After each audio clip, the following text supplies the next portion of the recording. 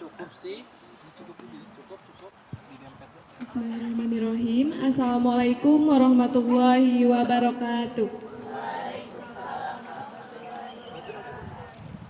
Alhamdulillahirabbil alamin wassalatu wassalamu ala asrofil anbiya'i wal mursalin wa ala alihi wa sahbihi ajmain amma ba'du.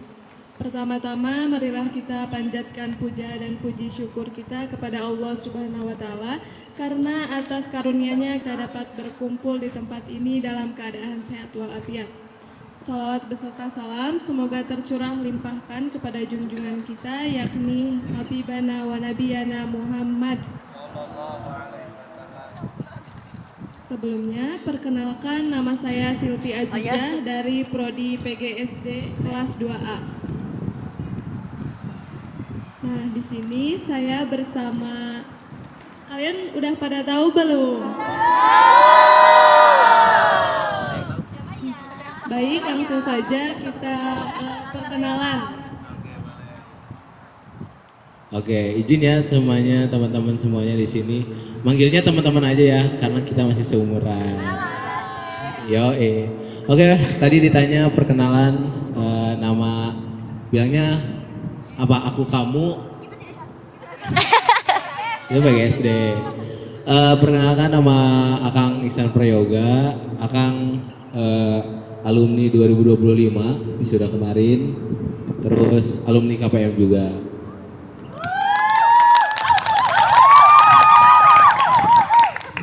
Kalau boleh tahu nih, pengalaman AA di KPM apa aja? Wah, kalau ditanya pengalaman KPM, itu banyak banget. Mungkin cerita dulu ya dari awal. Akang itu KPM angkatan pertama. Dulu masih STKIP dulu. KPM-nya masih STKIP dulu semester 3 awal masuk KPM. Itu bener-bener nggak ada basic sama sekali, nggak tahu mau gimana, nggak bisa cara MC dan lain-lain. Terus akhirnya dulu nggak ada pembina, nggak ada apa, sekarang ada Bu Hani, tepuk tangan dong. Dulu nggak ada pembina, nggak ada apa, tapi harus adanya KPM, jadinya ikutan dan banyak belajar banget di KPM. Khususnya biasanya per bulan dulu ada pelatihan-pelatihan dari dinas, mungkin kalian juga ada ya. Nah, jadi akhirnya ikutan latihan dan coba buat jadi MC. Akhirnya alhamdulillah MC wisuda, MC apalagi naik. Banyak banget jadi MC, bisa dilihat aja, scroll. Aduh, di YouTube UM aja banyak banget video MC. Nah gitu ya, mungkin untuk pengalaman di KPM banyak banget yang nggak bisa diceritain di sini, tapi emang KPM itu luar biasa banget. Bisa yang tadinya Iksan bukan jadi MC, bukan public speaker ya, tapi untuk setelah masuk KPM Iksan bisa ya kayak gini lah gitu, bisa jadi MC bareng Teh Nida, Teh Nai gitu kan, pelatihnya tetap Bu Hani gitu. Boleh apa lagi nih, nanya apa lagi nih, apa dari kalian mau ada yang ditanyain apa nih? Tapi sebelumnya akan ngucapin terima kasih kepada pengurus yang udah ngundang kembali gitu. Itu kesempatan yang sangat luar biasa nih, bisa ketemu sama adik-adik keren ini. Wah.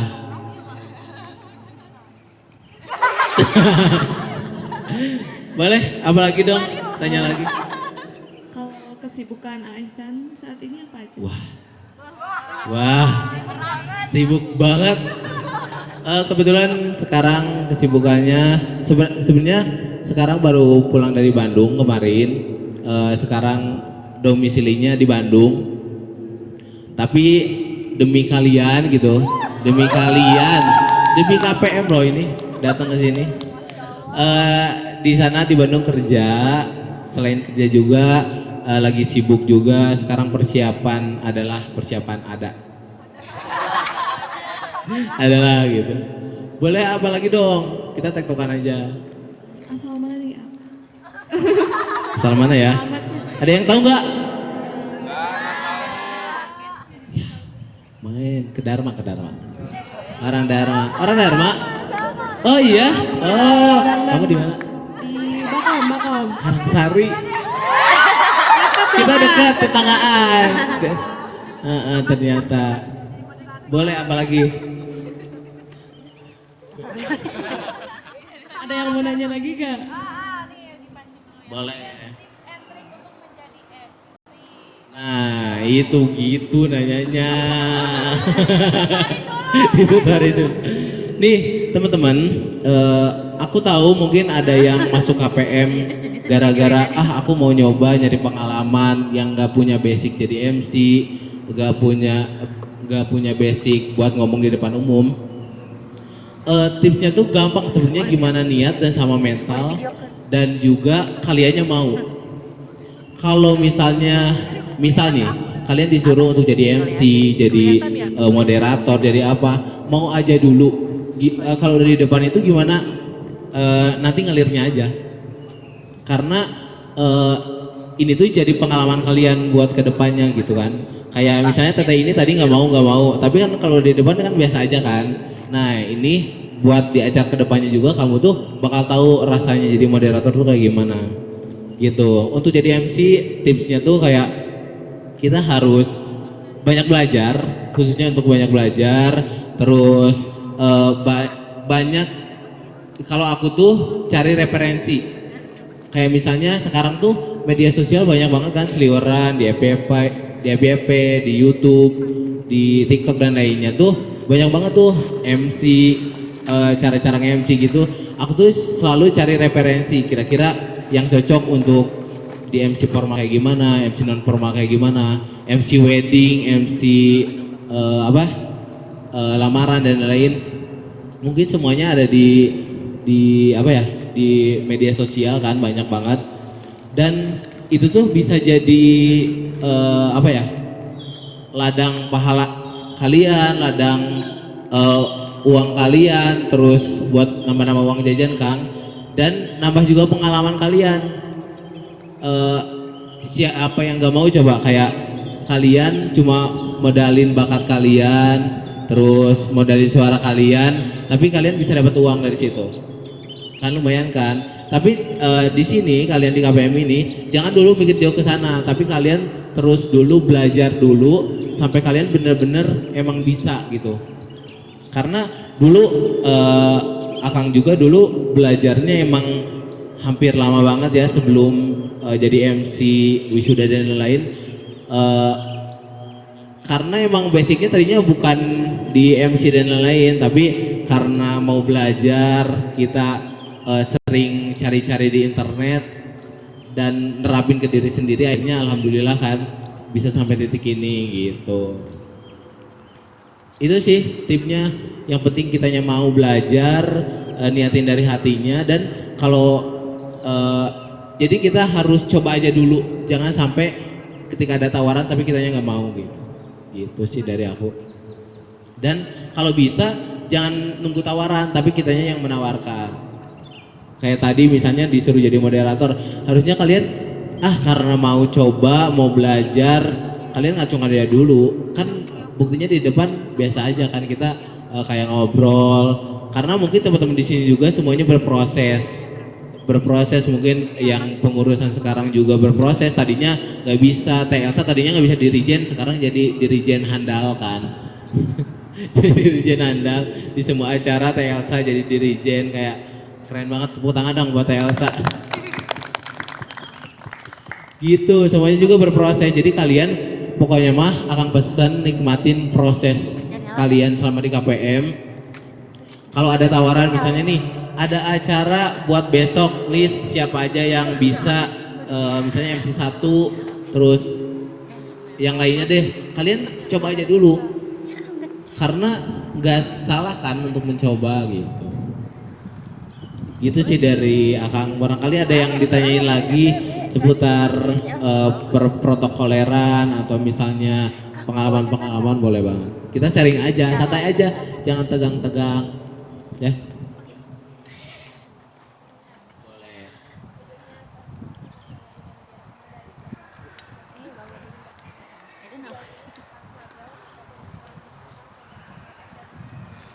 Hmm. Untuk struggle dan struggle selama di KPM, sebenarnya kan KPM tuh banyak ya. Kalau Akang sendiri tuh, kalau struggle yang bener-bener struggle tuh enggak ya. Akang cuman palingan di pola makan. Karena kan pola makan juga ngaruh ke suara, kayak makan pedas, gorengan dan lain-lain. Mungkin Akang struggle-nya di situ karena gak bisa kalau makan tanpa gorengan, bener gak sih? Nah gitu, cuman ya harus ngejaga diri kitanya fitnya. Kalau misalnya, dan mungkin kebanyakan MC struggle-nya tuh di kalau ini nih, kalau acara terus tiba-tiba ini rondonya ubah. Nah itu yang bikin struggle, ini gimana ya ngomongnya biar enak, biar pembawaan informasi ke audiens tuh kita tuh kayak ini tuh salah rondonya, tapi kita harus tetap ngomongnya, kan tanggung jawabnya di MC. Itu paling struggle-nya. Solusinya kita tetap tenang sih. Kalau misalnya lagi nge-MC tiba-tiba ini harusnya ganti, harusnya ini dulu gini-gini. Kita tenang aja dulu. Kita audiens tuh nggak akan tahu kalau kita salah. Jadi misalnya lagi acara harusnya sambutan ini dulu kayak kami ucapkan mohon maaf, misalnya kayak seharusnya ini dulu, dan pokoknya pengolahan kata kalian harus banyak banget kalau di MC dan harus cepat tanggap. Jadi jangan ketika ini gimana gitu. Tapi kita harus benar-benar cepat kalau di MC, dan kalian perbanyak kosakata. Kosakata kalian harus diperbanyak. Pokoknya mah kalian harus diperbanyak, kalian banyak baca. Kalau banyak baca tuh banyak banget kata-kata yang kita kurang tahu tapi intinya tuh ke sana. Jadi misalnya harusnya permohonan maaf tuh kayak gini. Kalau misalnya kita banyak baca, oh ternyata diksi yang benar untuk permohonan maaf tuh kayak gitu. Jadi banyak baca solusinya ya, banyak baca, banyak kosakata yang harus kita dalami. Terus apalagi ya? Ya itulah, pokoknya intinya tenang. Kalau misalnya kita salah atau kita lagi nge-MC, kalau sendiri ya struggle selama ini ya gitu. Apa ya? Kalau nge-MC salah aja itu struggle. Wajar kok salah, tenang aja.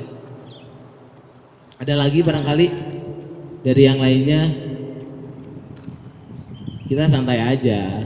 Kalian di sini berarti baru banget masuk. Ya, apalagi nanti bakal ada job-job selanjutnya kan. Apalagi yang waktu terdekat tuh nanti ada wisuda, ada apa, nanti siapa tahu kalian kandidat MC atau announcer kan.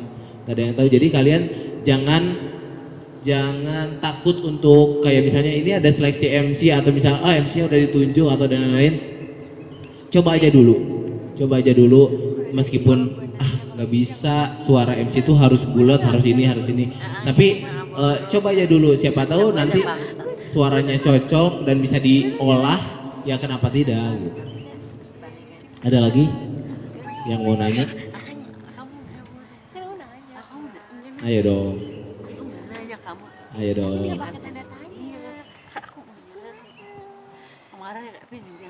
Mulai dari teteh moderator barangkali.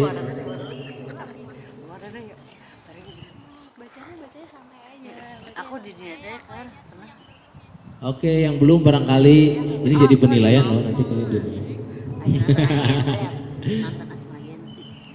Boleh.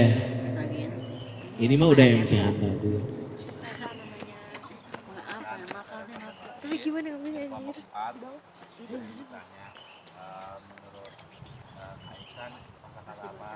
Kata apa aja sih yang harus disampaikan misal ada perubahan ini apa, ada perubahan lockdown atau apa, terus improvisasinya kayak gitu. Sebenarnya MC itu fleksibel ya. Terima kasih Revan sebelumnya pertanyaannya bagus banget. Sebenarnya MC itu fleksibel. Jadi ketika kalian MC formal tapi ketika ada salah atau misalnya tiba-tiba lagunya kok belum muncul nih, kalian tenang aja dulu, kayak nanti tim teknis juga bakal memperbaiki itu. Kalian tinggal bilang aja mohon maaf sebelumnya untuk para tamu undangan dan semuanya. Karena ada kendala teknis bisa ditunggu sebentar. Kalian tetap senyum aja, dan kalau misalnya lama ataupun apa, kalian misalnya dari MC formal atau semi formal, kalian switch aja dulu ke non formal lah, ke apalah. Jadi setidaknya nanya kabar mereka dulu sambil nunggu teknisi selesai. Itu nggak apa-apa, itu normal banget karena nggak semua acara tuh ada yang mulus, ada yang entah itu mic-nya mati atau misalnya sound-nya nggak hidup kan gitu. Kita pokoknya mah MC mah yang penting tenang, karena MC dilihat banget sama audiens kan, sama tamu undangan dan lain-lain, tapi kita tetap tenang karena teknisi juga mungkin lagi ngebenerin atau misalnya ini. MC mah tetap aja fokus sama MC. Kalau bisa kalian memohon maaf, menunggu waktunya sejenak atau apapun itu ke tamu undangan gitu, karena sedang ada kendala gitu. Gitu sih. Ada lagi gak?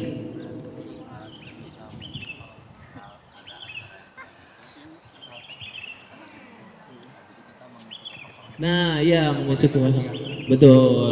Agar tetap acara kondusif, kayak misalnya kalian kalau misalnya nih terlanjur nih audiens udah dimohon berdiri, silakan duduk juga nggak apa-apa lagi. Jadi nanti karena emang sambil nunggu teknisi beres gitu, karena daripada tamu undangan tetap berdiri kan, kita nggak enak, jadi dudukin aja juga nggak apa-apa. Gitu sih. Tadi apa? Iya.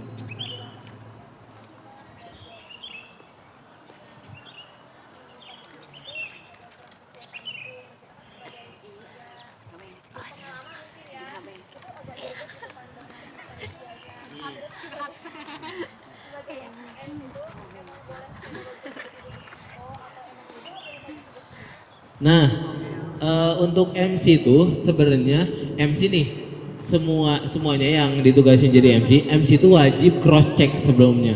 Jadi misalnya nih kalau mau MC usahain tanya dulu ke tim sound atau apa, kayak ini lagu Indonesia Raya sama Satrianya udah bener gak?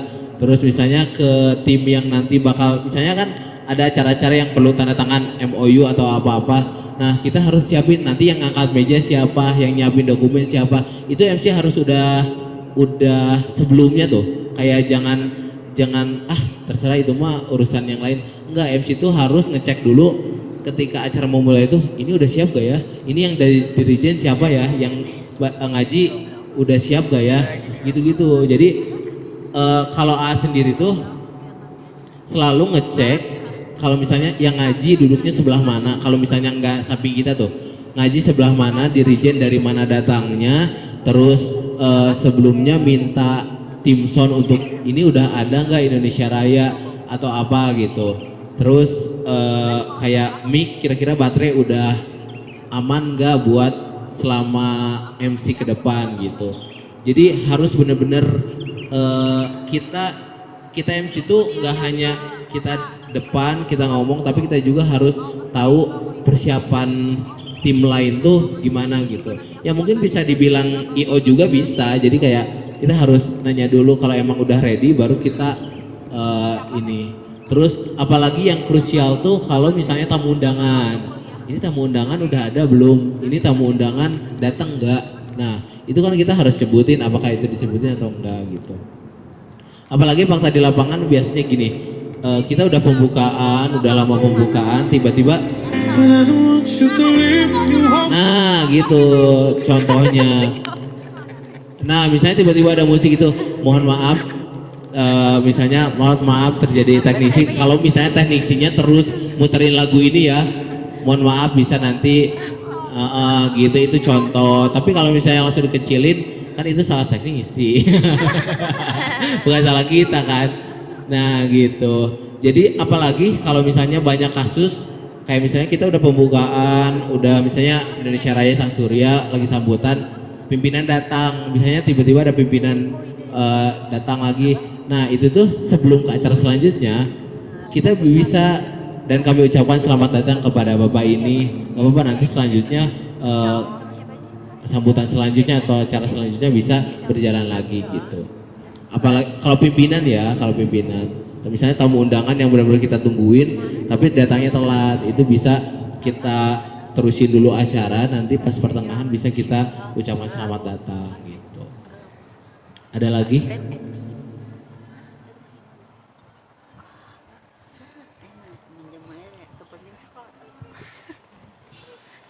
Dibaca dong, scroll. Aku nih mau nanya, kalau misal ditugasin jadi si gitu terus ada bentrok sama matkul gimana? Share tapi aku nggak dilihat dong. Kalau untuk pertanyaan itu sebenarnya ke diri sendiri ya. Kalian milihnya yang mana nih? Jadi nge-MC apa ikutan mata kuliah. Tapi kalau misalnya nih kan yang punya yang bisa nge-MC itu banyak banget nih. Banyak banget, nggak harus kamu. Kalau misalnya emang mata kuliahnya penting, mendingan kuliah dulu aja. Misalnya nih ada mata kuliah metodologi penelitian, kan itu emang benar-benar yang harus kita ini kan, karena untuk menyusun skripsi misalnya. Itu kita benar-benar nggak bisa untuk MC. Kita bisa lempar ke yang lain yang bisa. Apakah hari ini kosong atau misalnya ini coba aja ke yang lain, karena gitu kita dengan kesibukan kita nggak bisa pengen MC juga tapi matkul gimana ya, nggak bisa. Itu gimana diri sendiri untuk ngatur waktunya gitu. Terima kasih. Sama. Ada lagi? Ada lagi nggak teman-teman? Dan mungkin lanjut aja cerita ya. Dan ketika Akang ikut protokoler, ikut KPM, itu tuh setelah dampaknya tuh setelah AA lulus, setelah AA lagi mahasiswa juga, itu dampaknya kerasa banget.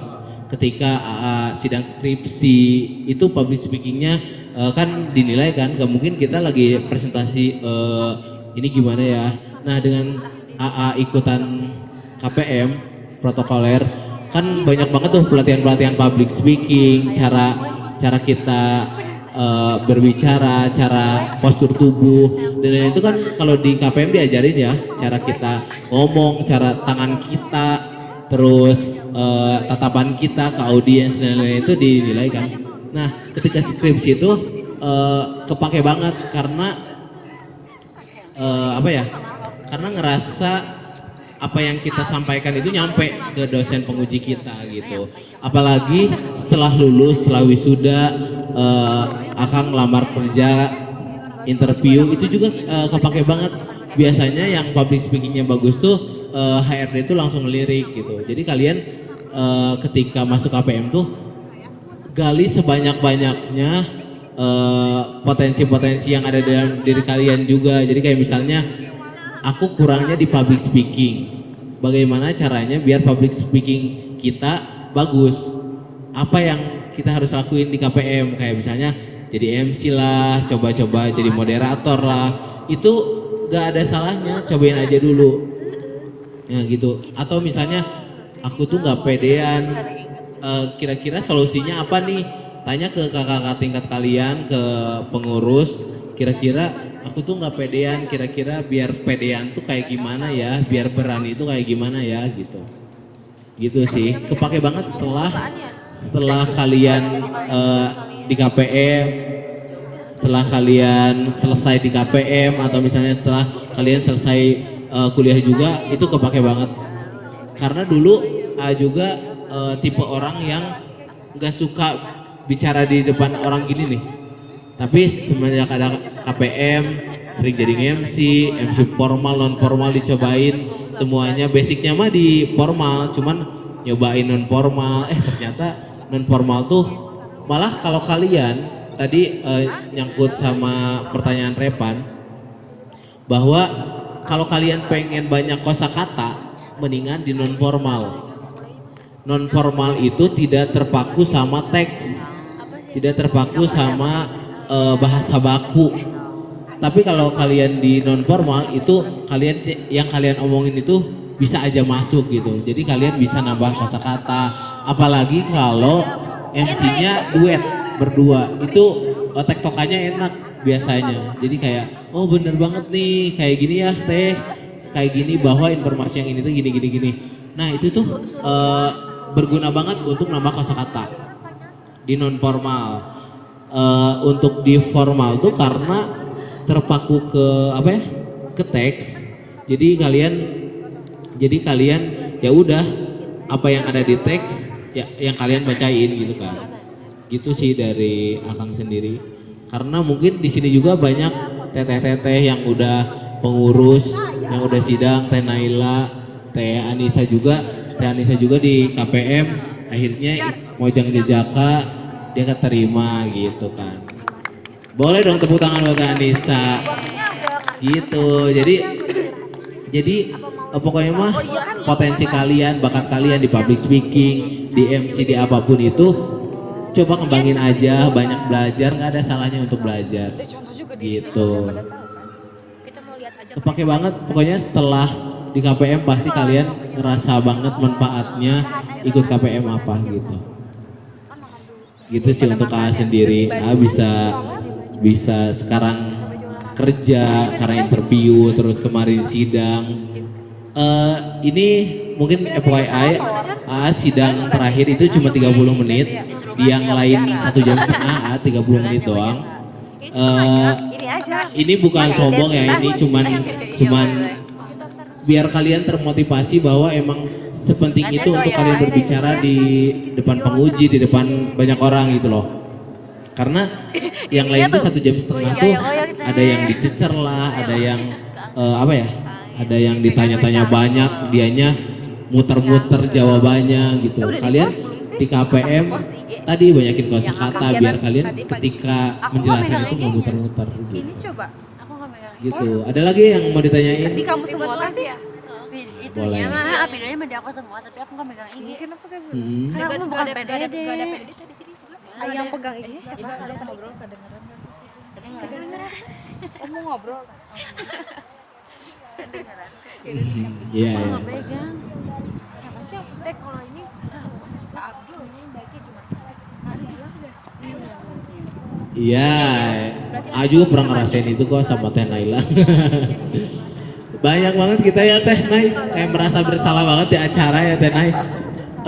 Sebenarnya itu wajar banget tapi kamu harus tahu itu semua itu di luar kendali kita.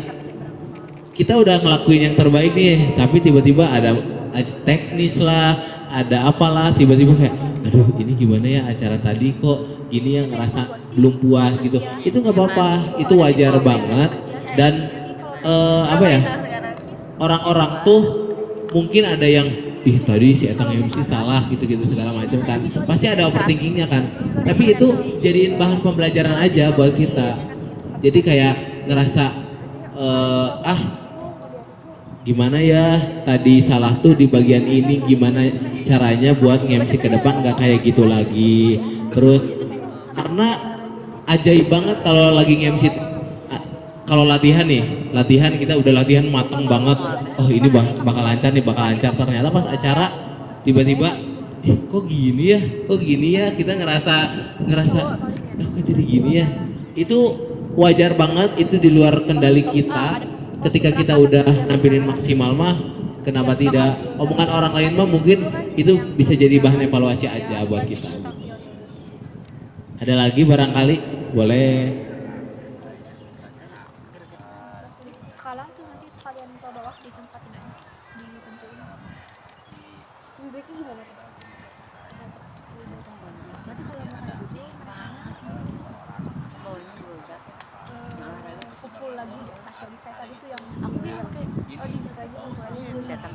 berarti mau pemberangkatan, tapi nggak dikumpulin mereka ke bawah kan? Ya, itu nyamperin aku, nah aku di mana? Aku ke bawah lagi, enggak. Oke. Sebenarnya kalian berhak untuk bicara. Kayak misalnya ini tiba-tiba acara udah mau dimulai, terus tiba-tiba rondo diacak-acak, aduh ini gimana nih, harus ini dulu segala macam. Kalian atur aja. Kalau emang selagi apa yang diomongin benar, itu terima aja. Tapi kalau ketika kok kayak gini ya, kalian tinggal bilang aja Pak, ketika latihan atau ketika gladi itu seperti ini, seperti ini. Kira-kira baiknya gimana ya Pak? Karena kita sudah latihan atau apa gitu. Kita bicara baik-baik aja, tapi ketika merekanya tetap ini harusnya kayak gini, harus saya kayak gini. Oh baik Pak, nanti izinkan. Jadi minta apa ya? Minta waktu dulu kita buat mencerna apa yang dia katakan. Jadi kayak misalnya ini tuh harusnya kayak gini, harus kayak baik Pak, nanti sebentar kami urutkan terlebih dahulu gitu sih. Emang sering terjadi banget sih kayak gitu, cuman kitanya harus benar-benar pintar koordinasi, pintar komunikasi ke pimpinan dengan sopan ya. Kalau pimpinan harus dengan sopan, gimana pendapat kita kalau misalnya acara atau rundown itu tiba-tiba harus kayak gini gitu sih. Ada lagi gak?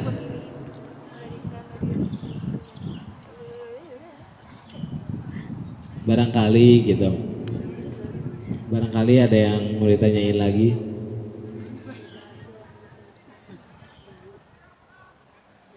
Apa yo? Dari teteh barangkali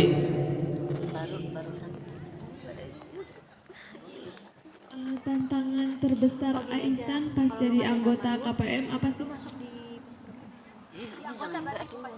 oh, oke. Jadi anggota KPM ya, pengurus ya.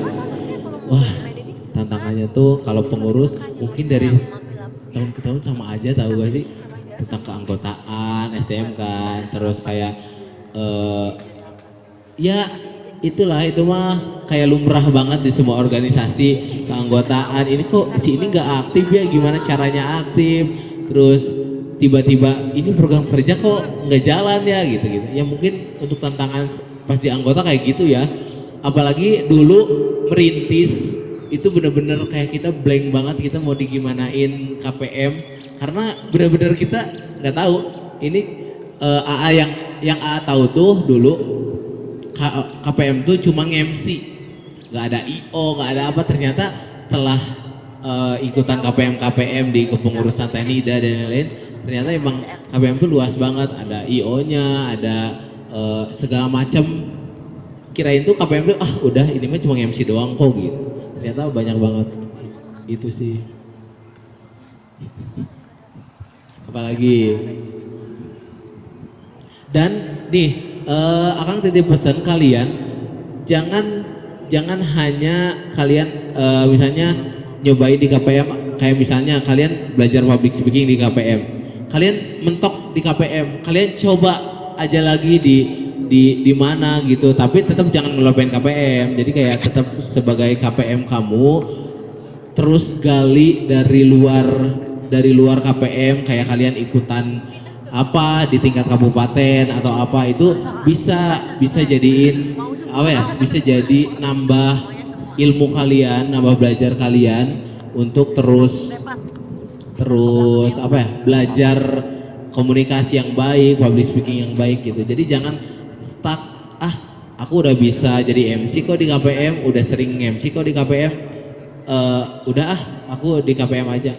Nggak gitu ya, kalian harus tetap cari bahan belajar kalian biar tetap ilmu kalian yang didapat itu terus apa ya, terus nambah gitu loh.